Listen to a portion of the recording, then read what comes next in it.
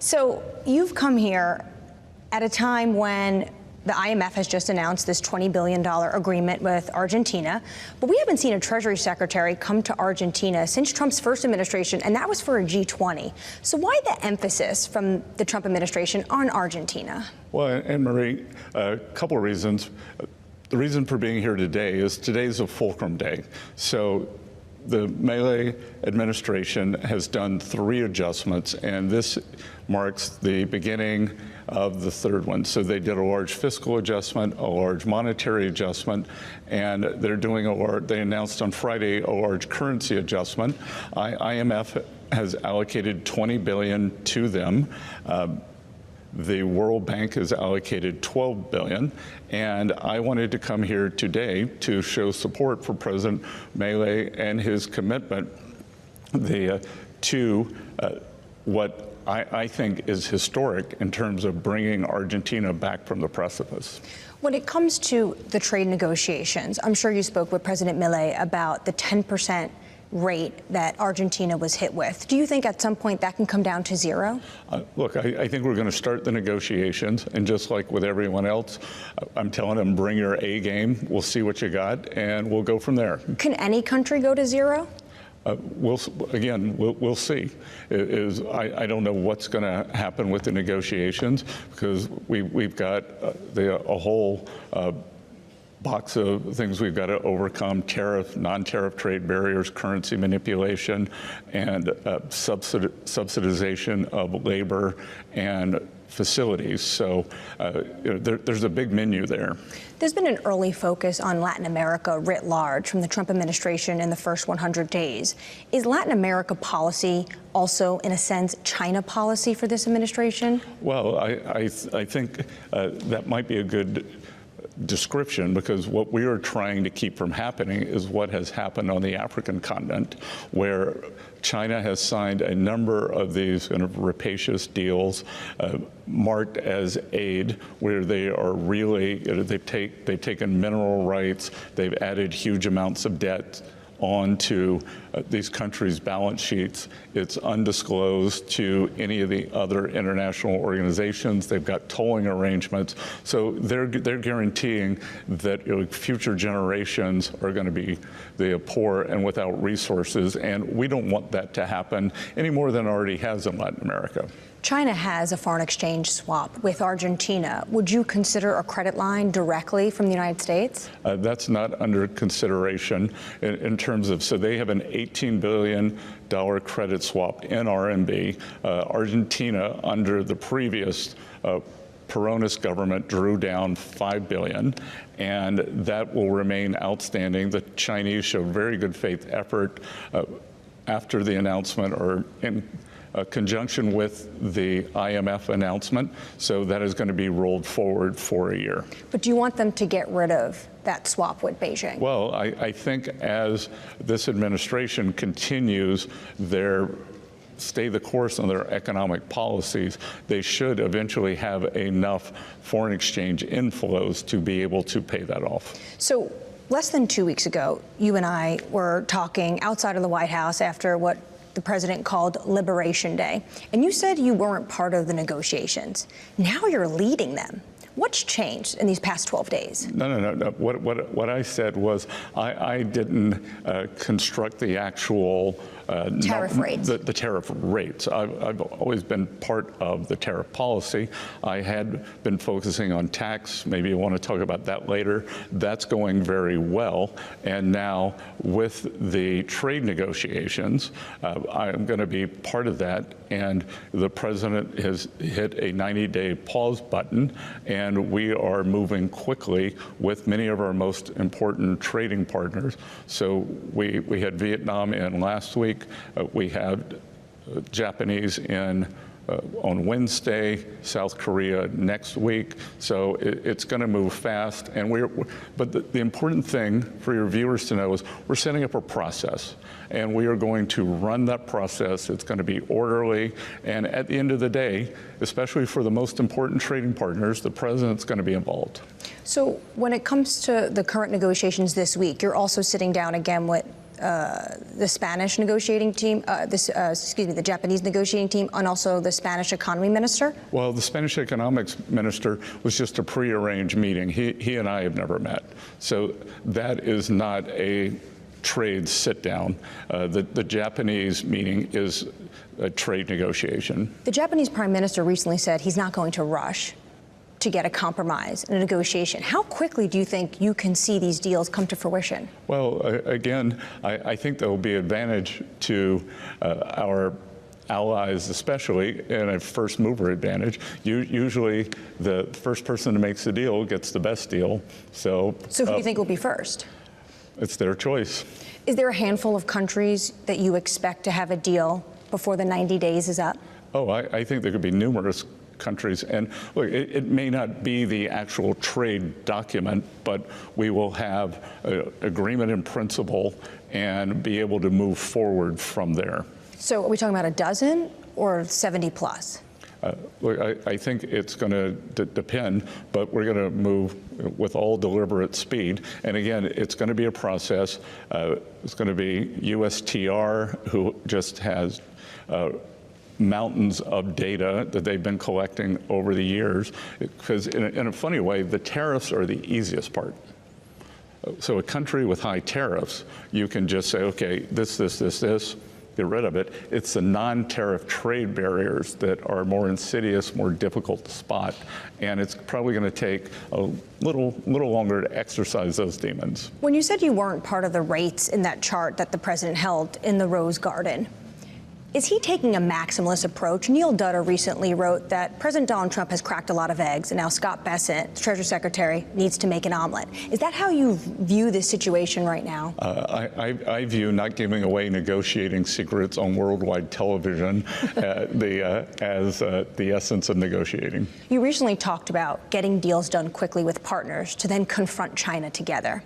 When you're in these negotiations with trading partners, are you looking for them to offer up something to combat Beijing? Well, I think combat's an aggressive word, but look, I think now that we have the China tariffs in place, that they are going to want to have some protection from Chinese goods flooding their markets. That China's business model is like from that Disney movie where the brooms are carrying the buckets. Like they're not going to stop manufacturing because the U.S. has a tariff wall up, so those goods are going to go somewhere. Where do you think they're going to dump? Well, I think it depends on the good. We have exemptions now, though, for electronics, so we still expect electronics to come into the United States with the smaller tariff rate, the fentanyl, 20%. But you were asking where are they going to dump. I think it will depend on what is the good. You know, higher value-added manufacturing goods, likely in Europe, Canada, in the G7, and then kind of more of the baubles and knickknacks in the global South. China's Commerce Ministry came out when the tariff rates were going above 100% and called it, quote, a joke. Has there been negotiations on any level between Beijing and Washington right now? Well, look, it'll come from the top. President Trump, Chairman Xi have a very good relationship. And I wouldn't say that these are not a joke. I mean, these are big numbers. I think no one thinks they're sustainable, wants them to remain here, but it's far from a joke. Well, they just say that the rate is so high, it's become a joke. Basically, does it just stop trade between Washington and Beijing altogether? Do you see a decoupling of these two economies? Well, maybe the trade minister has a different sense of humor I do, but I don't see anything funny about it. Do you see a decoupling, though, between Washington and Beijing? There doesn't have to be. There could be.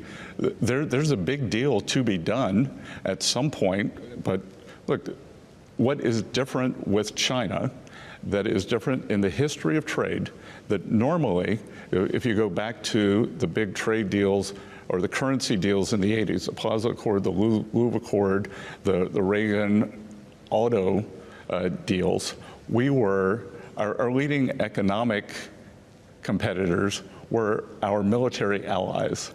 China is both our biggest economic competitor and our biggest military rival. So that's going to require a special kind of formula. Are you teasing out a Mar-a-Lago Accord that we should be paying attention for in the future? I'm not sure what you're talking about. Well, potentially getting all these trading partners together to discuss fair, balanced trade? Well, we're doing that over the next 90 days. Okay. So shifts in tariff policies has had markets on edge. Even the president recently remarked that the bond market was, quote, queasy. Do you have a sense of who is dumping U.S. assets? Who's been dumping U.S. treasuries? I don't think there's a dumping, and I think we saw in the tick data either today or Friday that actually foreign ownerships picked up. We had three big auctions last week, and on the longer end auction, 10-year, 30-year, we saw increased foreign competition. So I actually think this is one of those occasional VAR shocks that you get in the trading community. I think a lot of people got very leveraged, maybe out over their skis, and then you combine that with some real money selling, and you get these moves. So you don't think it's sovereigns, potentially it's hedge funds unwinding?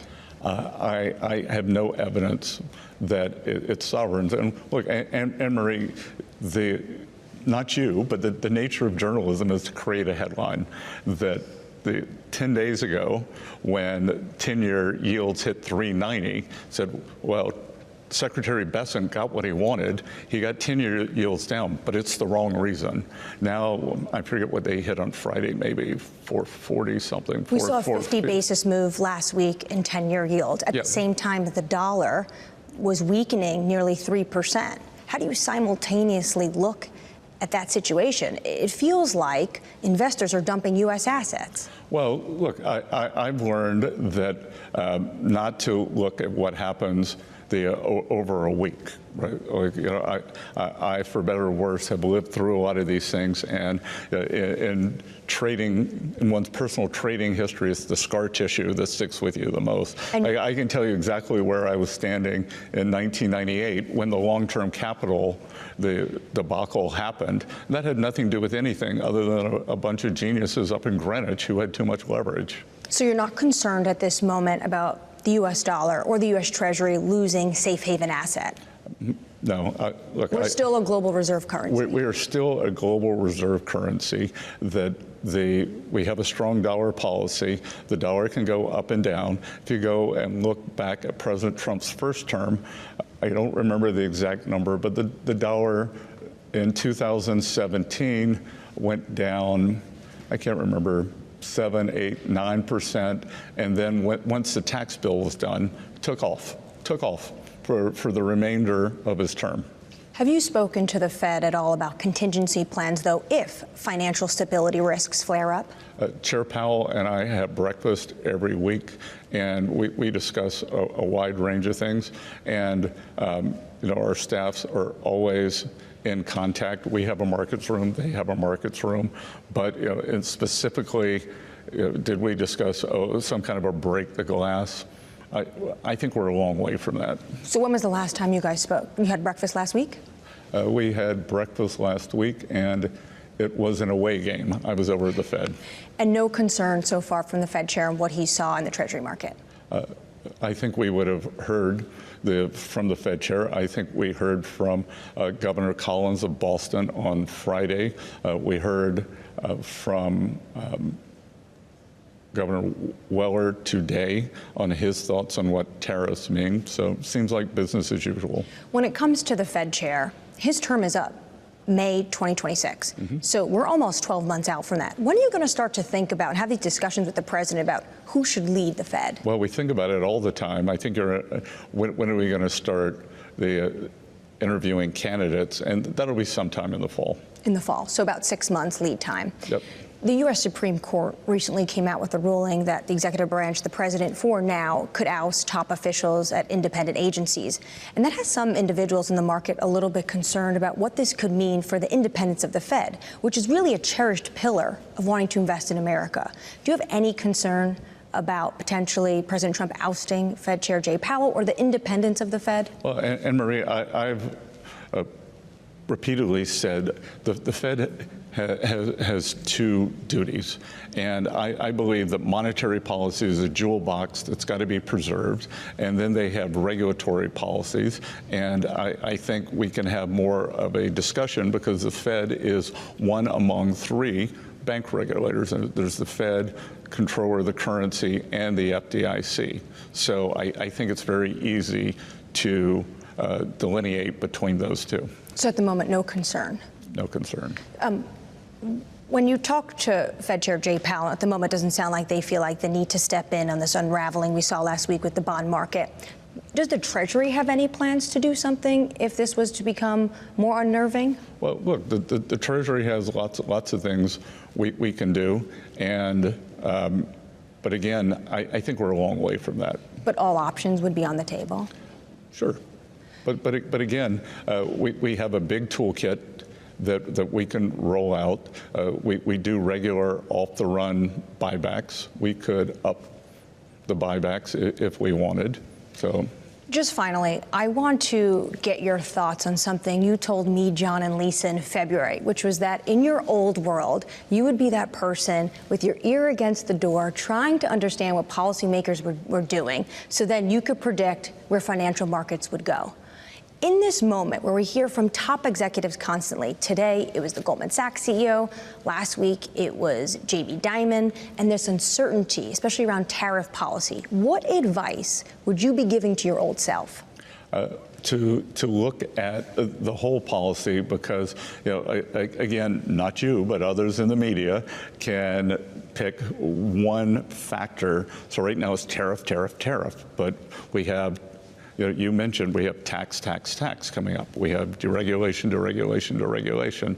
So it's a mini the leg stool, and I would try to think about what's happening. The tariff sequencing was always going to be first. The tax bill's going very well, and I think I've been pleasantly surprised at how quickly that's moving along. And then deregulation from our area on the financial side and in the rest of the economy, that takes a little longer, but that will start kicking in September, October, in the fall, and those are going to be very powerful. I believe you described as a three-leg tool, and right now everyone is focused on one part of that leg, and that's the tariffs, as you say. But when it comes to the tax cuts, right now what the market is expecting and what could get done in Congress based on how slim the majority is for the Republicans is just an extension of current policy. I think that's wrong.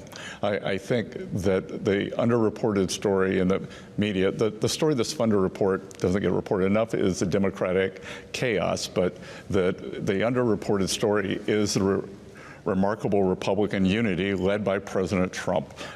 Speaker Johnson, on first try, got instructions out of the House for the budget. He passed a clean CR first try.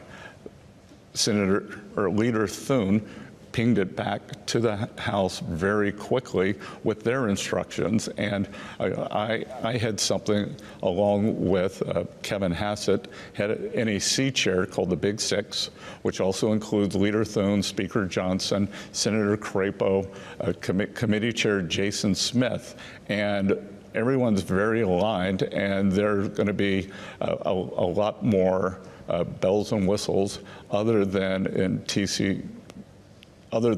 just changing the date on TCJA. So your pitch right now to financial market participants, to consumers, is you need to see the entire picture. Well, you need to see the entire picture, and as President Trump said the other day, stay cool. It was my message when I was out with you on April 2nd. It was to the countries. These are maximum rates, so you ask if it was a maximal strategy. If you don't elevate, this is your maximum rate. So don't elevate. You have, in markets, the upside barrier. You don't have unlimited risk. And then come to us, and we will negotiate in good faith. Can you guarantee clarity in 90 days? I think clarity is through the eye of the beholder, but I can guarantee you that we're going to run a robust process, and I think the market can take great comfort in that. So maybe some of that uncertainty starting to evaporate. Yeah, if we measure uncertainty by the VIX, I think that the VIX, I don't want to make market calls, but I think that the VIX spiked and is likely peaked.